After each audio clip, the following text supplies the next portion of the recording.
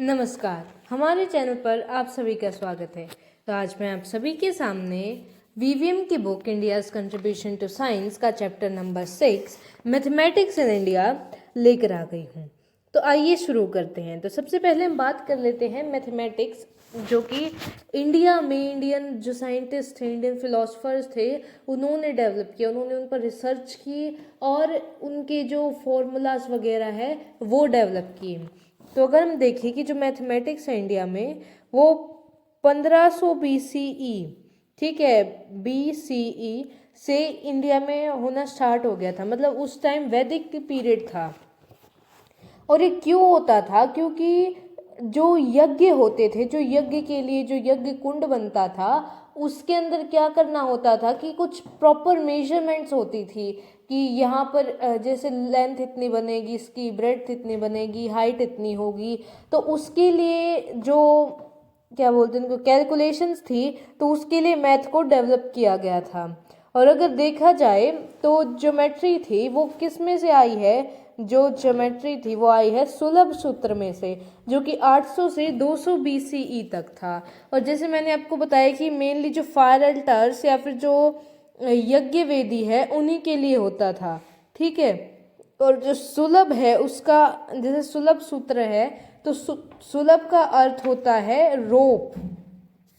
और सुलभ सूत्र में हमें जो पाइथागोरस थ्योरम है उसके बारे में दे रखा है कि जो राइट एंगल ट्राइंगल हैं उनको कैसे मेजर किया जाता है। उनकी जो आपने पढ़ा होगा कि जो राइट एंगल ट्राइंगल होता है उसका ये बेस हो, जैसे मैं अभी ड्रॉ करती हूँ, मान लीजिए राइट एंगल ट्राइंगल है, ये क्या है? ये हाइपोटेनियस है, ये बेस है और ये परपेंडिकुलर है, ठीक है।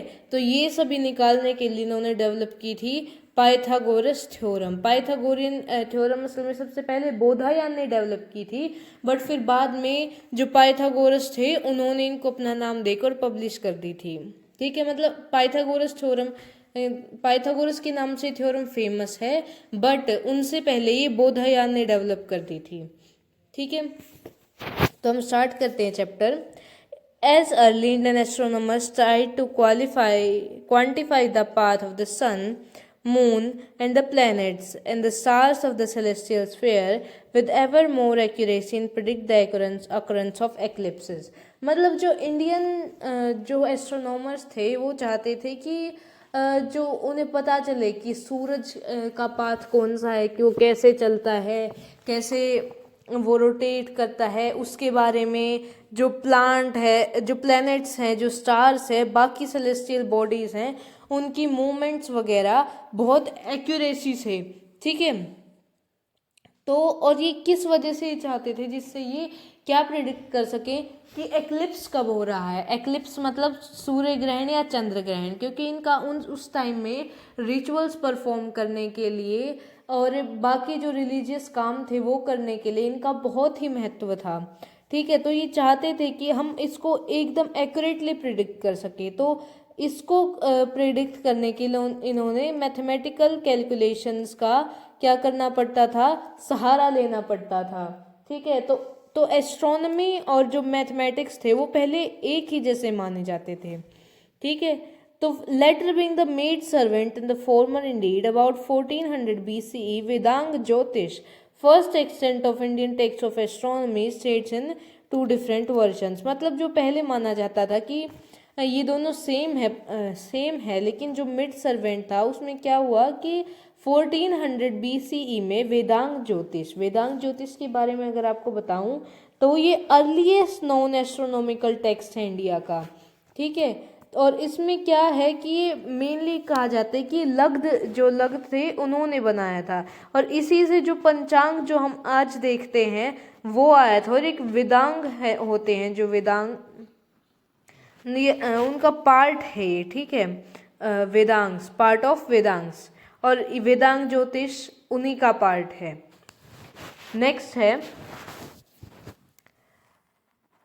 The crest on the head of peacock और the gem on the hood of cobra, Jyotisha, astronomy और गणित mathematics is the crown of Vedanga shastras, ठीक है। वेदांग शास्त्र क्या होते हैं? टेक्स्ट होते हैं, कई जो भी नॉलेज की ब्रांचेस हैं उनमें से, जैसे कि ये वेदांग ज्योतिष है, ये वेदांग किसके बारे में है, ये वेदांग ज्योतिष के बारे में है। तो इसमें हमें बता रखा है कि जैसे कि जो पिकॉक होता है, जो मोर होता है, उसके सिर पर जो कलगी होती है, आपने देखा होगा कि जो पिकॉक होता है उसके सिर पर एक क्रेस्ट होता है जिसको हम हिंदी में कलगी बोलते हैं, वो मोर के सिर पर होती है। और जो कोबरा होता है उसका जो फण होता है उसके ऊपर जो जेम, जो उसके ऊपर जो मणि होती है, वैसे ही जो ज्योतिष है और जो गणित है वो वेदांग शास्त्रों का ताज है। तो ये इसमें लिखा है। In fact Jyotisha initially referred to astronomy and mathematics combined, only later did it came to mean astronomy alone and much later it include astrology.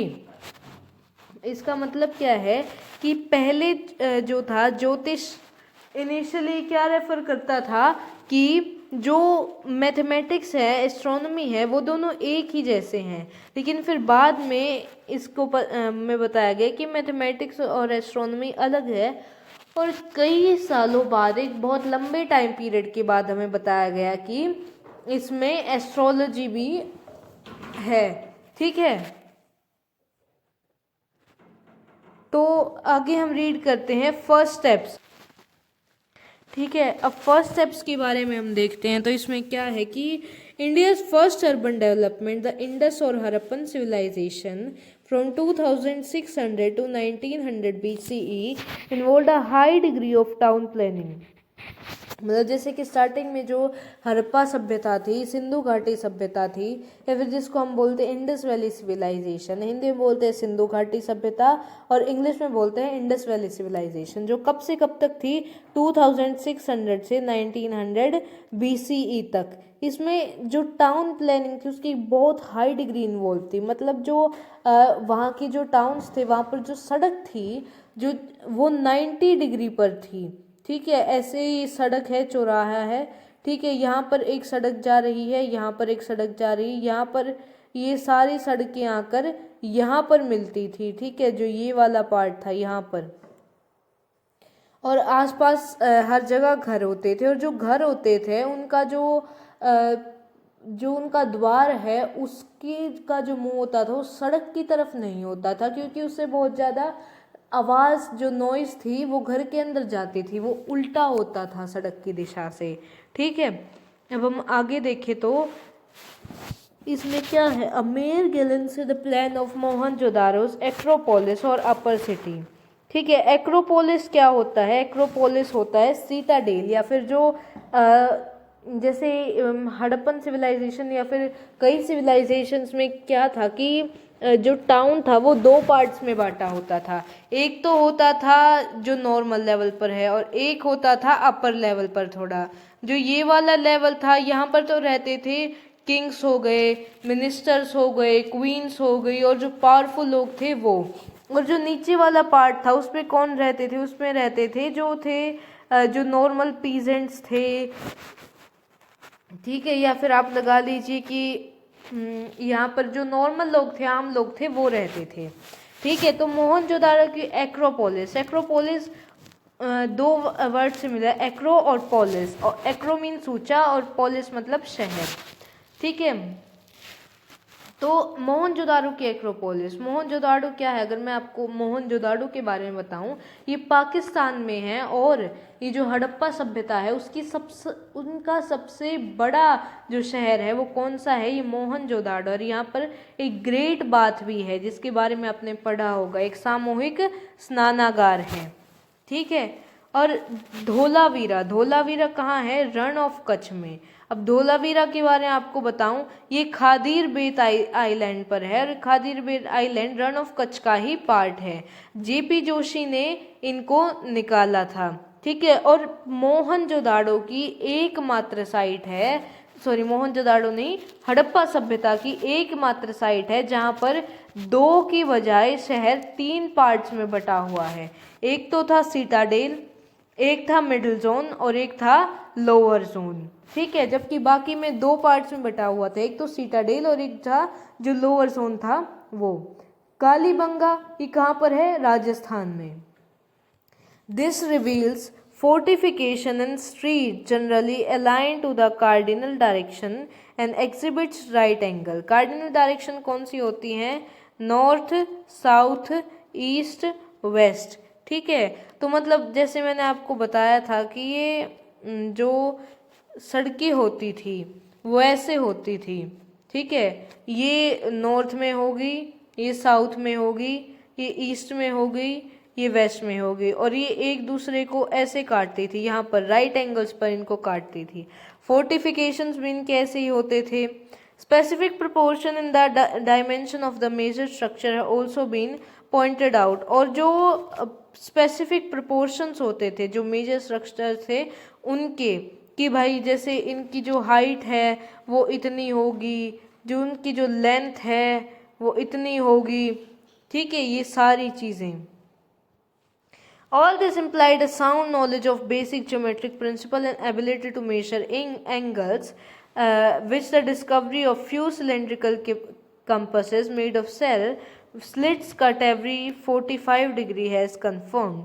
मतलब जो ये जो सब करने के लिए कि भाई उस टाइम में, मतलब कब, 2600 BCE में ये लोग एंगल्स मेजर कर रहे हैं, एकदम एग्जैक्ट 90 डिग्री पर ये अपनी जो गलियां हैं वो बना रहे हैं, इतनी अच्छी टाउन प्लानिंग कर रहे हैं। तो इनके पास जो बेसिक जो ज्योमेट्रिकल प्रिंसिपल्स हैं उनकी बहुत अच्छी नॉलेज थी। ठीक है, ये एंगल्स को मेजर कर सकते थे। और ये क्यों कर सकते थे? क्योंकि कुछ सिलेंड्रिकल कंपासेस जो कि किसके बने होते थे, शेल के, वो इसी के लिए डेवलप किए गए थे, विद जिनके अंदर स्लिट कट, मतलब हल्के हल्के कट होते थे 45 डिग्री पर। ठीक है, जो कंफर्म करता है क्या, यही इनकी नॉलेज के बारे में। Besides for trading purpose the Harappans developed a standardized system of weights in which initially each weight was doubled and preceding one then 10, 100 or 1000 times the value of the smaller weights। अब अगर सबसे पहले तो हम इसके बारे में read कर लेते हैं जिससे हमें ये पता चलेगा। जैसे कुछ हड़प्पन वेट हैं जो कि कहाँ से मिले हैं, धोलावीरा गुजरात से, और ये कहाँ से लिए गए हैं, ASI archaeological survey of India. तो उस टाइम में जो वेट्स थे इनको बनाने के लिए डेसिमल सिस्टम था इनके पास, मतलब उस टाइम में इनके पास इतने पहले इन्होंने डेसिमल सिस्टम डेवलप कर लिया था। जो इनकी बेस यूनिट थी वो कितनी थी, इनकी जो बेस यूनिट थी जैसे अपने पास होती हैं SI यूनिट्स, ऐसे इनकी बेस यूनिट थी 13.65 ग्राम्स, और जिनकी स्मॉलेस्ट यूनिट थी मेजरिंग की वो थी 0.856 ग्राम्स। और जो इनकी ब्रिक्स थी उनको, जैसे हमने स्टैंडर्डाइज स्ट्रक्चर पढ़े थे ना कि एक प्रॉपर प्रोपोर्शंस में होते थे, तो इनकी ब्रिक्स, हर एक जो इनकी ब्रिक मिली है वो किस में मिली है, 4:2:1। और ये क्या है, इसकी हाइट है, लेंथ है, ब्रेड्थ है। ठीक है, और जो हड़प्पन्स हैं उन्होंने क्या किया था, इन्होंने एक स्टैंडर्डाइज सिस्टम डेवलप किया था वेट्स का। मतलब शुरू में जो वेट होती थी, each wait double the preceding one, मतलब जैसे कि एक है वो 10 ग्राम का वेट है, उससे अगला 100 का होगा, 10 का 100 का, फिर उसके बाद होगा 1000 का, तो ये ऐसे होगा। ठीक है, times the smaller value of weight. This shows that Harappans could not only multiply a quantity by such factors but also had inclination for a decimal system। मुझे बताते हैं कि जो हड़प्पन्स है वो सिर्फ मल्टीप्लाई नहीं करते थे क्वांटिटीज को ऐसे फैक्टर्स के साथ, पर इनका जो झुकाव था वो भी था डेसिमल सिस्टम के साथ। अब आगे हम पढ़ते हैं। However, there is no agreement among the scholars regarding the numeral system used by Harappans। पर ऐसा मतलब कोई एग्रीमेंट नहीं है स्कॉलर्स के बीच में कि जैसे कि न्यूमेरिकल सिस्टम होगा हड़प्पा में। ठीक है, तो हम अब आगे पढ़ते हैं। There is no scholarly census on the dates for 4 Vedas. मतलब ऐसा कोई स्कॉलरली सेंसस नहीं है कि कब जो वेद थे वो बने थे, पर क्या है कि ये एक्सेप्ट करते हैं कि जो हिस्टोरियंस थे या फिर जो और जो लोग थे कि ये 3000 साल पहले बने होंगे। ठीक है, तो इसमें से एट लीस्ट वेरी लीस्ट मतलब कम से कम भाई 3000 साल पहले तो बने ही होंगे ये।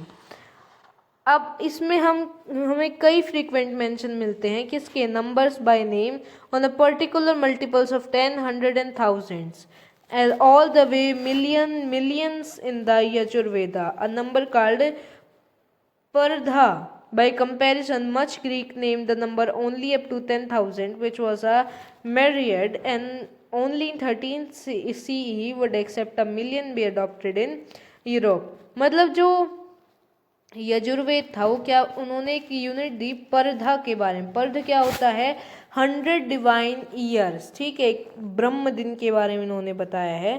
ठीक, तो इसमें क्या है कि जो ये मेरिट थी इसकी जो रियल वैल्यू क्या थी इसकी रियल वैल्यू थी 10,000, पर इसका एक्चुअल मीनिंग होता है काउंटलेस। तो ये ग्रीक्स के द्वारा अडॉप्ट की गई थी। और जो 13th सेंचुरी सीई थी उसमें यूरोप में मिलियन को अडॉप्ट किया गया था। Brahmanas commentary on the Vedas knew the 4 arithmetical operation as well as the basic fractions. मतलब जो ब्राह्मण्स कौन होते थे, जो स्कॉलर्स होते थे, जो पढ़े लिखे होते थे, मतलब जिसके पास भी वेदों का ज्ञान है, जो पढ़े लिखे हैं, वो कौन होते थे, वो होते थे ब्राह्मण्स। अब इन्होंने क्या किया, कमेंट्रीज ऑन वेदा न्यू 4, अब इन्हें 4 अर्थमेटिकल ऑपरेशंस का ही पता था और बेसिक फ्रैक्शंस का भी पता होता था। ठीक है, अब हम करेंगे द अर्ली हिस्टोरिक पीरियड, मतलब जो मैथमेटिकल जब स्टार्ट में डेवलप होने लगा तब क्या क्या हुआ। ठीक है, तो इसमें हम देखेंगे कि पहले जो इंडियन टेक्स्ट थे dealing explicitly with the mathematics are on Sulabh Sutras dated between 8th and 6th century BCE। मतलब शुरू के इंडियन टेक्स्ट थे वो किससे डील करते थे, एक्सप्लिसिटी विद मैथमेटिक्स आर सुलभ सूत्रा, मतलब जो फर्स्ट इंडियन टेक्स्ट थे वो जो मैथ्स के बारे में डील करते थे वो सुलभ सूत्र में बताया गया है मैथ्स के बारे में, जो कि 8 से 6 सेंचुरी BCE तक का था। ठीक है, और ये संस्कृत में लिखे जाते थे, एक हाईली कंसाइज सूत्रा स्टाइल में ये लिखे जाते थे। इसमें क्या होता था कि ये इसमें इफेक्ट थे, मैनुअल्स थे कि कैसे कंस्ट्रक्ट किया जाए फायर एल्टार्स को या फिर वेदी को, यज्ञ वेदी को। ठीक है, intended for specific ritual made of the bricks, altars often had 5 layer of 200 bricks each. मतलब क्या था कि मतलब जो हर एक कई टाइप के जो बनाए जाते थे यहाँ पर, जो यज्ञ वेदी थी वो, जैसे कि जो स्क्वायर जो यज्ञ वेदी थी वो हाउस होल्ड के लिए बनाई जाती थी, जो गृहस्थ थे उनके लिए बनाई जाती थी, और जो सर्कल वाली थी वो कुछ प्रॉपर सेक्रीफाइसेस के लिए बनाई जाती थी, या फिर जो देवताओं की पूजा अर्चना के लिए बनाई गई थी। ये जो फ्लैकॉन वाली है किस वजह से बनाई जाती थी, ये दिखाती फ्लाइट को, कि अगर कोई जैसे सोमा रिचुअल्स के लिए या फिर जो हेवन में अगर कोई उसके लिए है, देवताओं के लिए, तो ये उसके लिए बनाई जाती थी। अब इसमें क्या था कि इसमें स्पेसिफिक रिचुअल होते थे।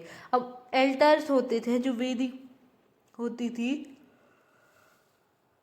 इनकी 5 लेयर होती थी। ठीक है, जिसमें 200 ब्रिक हर एक लेयर में होती थी। जो लोएस्ट लेयर थी वो अर्थ को सिंबलाइज करती थी और जो हाईएस्ट लेयर थी वो हेवन को सिंबलाइज करती थी। और ये सिंबॉलिक रिप्रेजेंटेशन थे किसके, यूनिवर्स के। ठीक है, the first layer of one kind of the shyenachiti और falcon described in the Shulba Sutra made up of 200 types 200 bricks of 6 type or sizes, all of them adding up to a specific total area। मतलब जो ये जो फ्लैकॉन है इसके बारे में हमें दे रखा है कि जो 200 ब्रिक्स से बने थे, जो कि 6 शेप्स के थे, मतलब 6 अलग अलग टाइप की ब्रिक्स।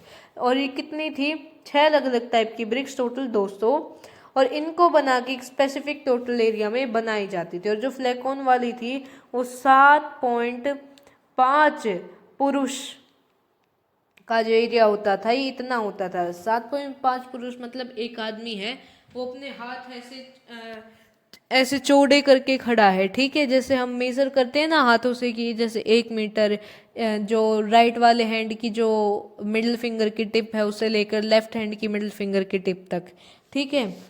क्योंकि यहाँ जो टोटल इंडिया एरिया था वो needed to be carefully defined and constructed from bricks of specified shape sizes, complex geometrical calculation followed. मतलब यहाँ का जो टोटल एरिया है उसको एक केयरफुली डिफाइन करना था, क्योंकि जो कंस्ट्रक्शन थे वो ब्रिक्स की वो डिफाइंड स्पेसिफिक शेप और साइज में होनी चाहिए थी, और जिसके लिए कम्प्लेक्स ज्योमेट्रिकल कैलकुलेशन को फॉलो करना पड़ता था। The Sulabh Sutras, for instance, are earliest texts of geometry offering general statement in geometric form, so called the Pythagoras theorem। मतलब क्या था कि जो सुलभ शास्त्र है इसमें क्या था कि अर्लीस्ट टेक्स्ट किसके, ज्योमेट्री के, ये क्या ऑफर करते, एक जनरल स्टेटमेंट ऑफर करते थे ज्योमेट्री को, जिसको बोलते हैं पाइथागोरस थ्योरम। क्योंकि ये जो फ्लैकोन है इसके अंदर जो पाइथागोरस थ्योरम का, इसको कंस्ट्रक्ट करने में पाइथागोरस थ्योरम का यूज किया जाता था। अभी भी किया जाता है जब यहाँ पर इंडिया में जब ऐसे टाइप के यज्ञ होते हैं तो, ठीक है। नेक्स्ट है spelled out an elaborate geometric methods to construct a square resulting from the addition or subtraction of two other squares or having the same area as given circle and vice versa। मतलब जो एक elaborate geometrical method कोई use करते थे किसके लिए, एक square result construct a square resulting from the square addition of two other square having the same area as a circle and vice versa. मतलब ये इन्होंने वही बता रखा है जो पाइथागोरस थ्योरम है उसकी थ्योरी बता रखी है। The classic problems of squaring of a circle और circling of a square, which besides pi's is transcendental nature cannot have exact geometrical solution and only approximate ones। मतलब जो क्लासिकल प्रॉब्लम्स थी किसकी, सर्कल की squaring करने की या फिर सर्कलिंग करने की, किसकी, स्क्वेयर की, क्योंकि जो which is because of pies transcendental nature. मतलब जो पाई है वो मतलब हम एग्जैक्ट वैल्यू नहीं निकाल सकते पाई की, पाई एक इरेशनल नंबर है, ठीक है। तो इसके एग्जैक्ट ज्योमेट्रिकल सॉल्यूशन नहीं होते पर अप्रॉक्स आ सकते हैं, ठीक है। तो अब हम आगे देखते हैं तो हाँ, अब ये क्या है, area C is equal to area A plus B, area A और ये एरिया बी। अब इसमें हमें क्या दिखा रखा है, ये है हमारी पाइथागोरस थ्योरम। ये क्या है, ये तो है बेस, ठीक है। ये है अपना परपेंडिकुलर और ये है हाइपोटेनियस, और हम थीटा के हिसाब से चलते हैं तो मतलब इसमें से कोई भी हाइट हो सकती है, कोई भी बेस हो सकती है। मतलब अगर हम इसको ऐसे कर दें कि इसको मतलब इसको थोड़ा टिल्ट कर दें तो इसमें क्या होगा कि ये दोबारा से चेंज हो जाएगी। वो डिपेंड करता है कि हमें थीटा कहाँ दे रखा है, ठीक है। जैसे कि तो ये ऐसे है, जैसे कि हम अगर मान लीजिए तो यहाँ पर थीटा ले लेते हैं तो फिर दोबारा से बदल जाएगा। अब हमने थीटा कहाँ लिया, अभी हमने थीटा यहाँ लिया है, ठीक है। तो ये मतलब इसे चेंज होते रहते हैं। बट यहाँ पर अगर हमें देखा जाए तो हमें पता है कि एरिया ए एरिया बी, मतलब इसकी लेंथ इन दोनों का स्क्वायर कर देंगे और ठीक है इनके स्क्वायर को प्लस कर देंगे और आंसर आ जाएगा इसकी इस लेंथ का square. These procedures were purely geometrical but led to interesting corollaries. For instance, under root 2 was given a rational approximation which is correct to the 5th decimal। मतलब जो रूट 2 है जो कि आज जिसे हम आज इरेशनल मानते हैं उसकी एक रैशनल अप्रोक्सीमेशन दे रखी है जिसको जो करेक्ट है 5th डेसिमल तक। जैसे कि 2 है, रूट 2 है, वो अप्रोक्स किसके है, 1 + 1/3 + 1 3 × 4 - 3 × 4 × 34। मतलब इसकी दे रखी, इसको इरेशनल से इसको रैशनल बना दिया। The Sulabh Sutra also introduced a system of linear units, most of them based on dimension of human body. They were later slightly modified and became the traditional unit across the India। मतलब सुलभ सूत्रा में कई ऐसे मतलब एक system है linear units का जिसमें से डायमेंशन पर बेस्ड है ह्यूमन बॉडी के, क्योंकि उस टाइम ऐसे कोई प्रॉपर स्केल या फिर मेजरमेंट के लिए कोई टूल्स नहीं होते थे जब सुलभ सूत्र लिखा गया, पर बाद में आ गए थे। तो उसके लिए जो ह्यूमन बॉडी की डायमेंशंस है उसको लिया गया, जैसे कि 14 अणुस और the grain of common millet, मतलब ये एक अणु मतलब 14 अणु, मतलब क्या था कि अणु एक जो बाजरा होता है उसका जो एक बीज लगा लीजिए वो था। तो 14 अणु मिलकर बनाते हैं एक अंगुल, 12 अंगुल बनाकर मिलते हैं एक प्रदेशा, ठीक है, प्रदेश। तो ये क्या होते हैं, एक हाथ का स्पेन लेटर वितस्ती। 15 अंगुल मिलकर बनाते हैं एक पद, 24 अंगुल बनाकर मिलते हैं एक रातनी, एक क्यूबिट या फिर एक हाथ, मतलब जो मिडिल फिंगर की टिप है उससे लेकर हमारी एल्बो तक। 13 अंगुल बनाते हैं एक प्रकर्मा, और 120 एंगल बनाते हैं एक पुरुषा, मतलब height of man with his arms extended over his head, मतलब अगर हम ऐसे हाथ ऊपर करके खड़े हो जाए एकदम स्ट्रेट तो उसको बोलेंगे 120 अंगुल या फिर एक पुरुषा। ठीक है, आशा करती हूँ आपको ये चैप्टर यहाँ तक समझ में आया होगा, आपको ये वीडियो पसंद आई होगी और आपको कोई नई इन्फॉर्मेशन मिली होगी। तो ऐसे ही वीडियोस के लिए जुड़े रहे हमारे चैनल से। अगले वीडियो में मिलते हैं, तब तक के लिए धन्यवाद।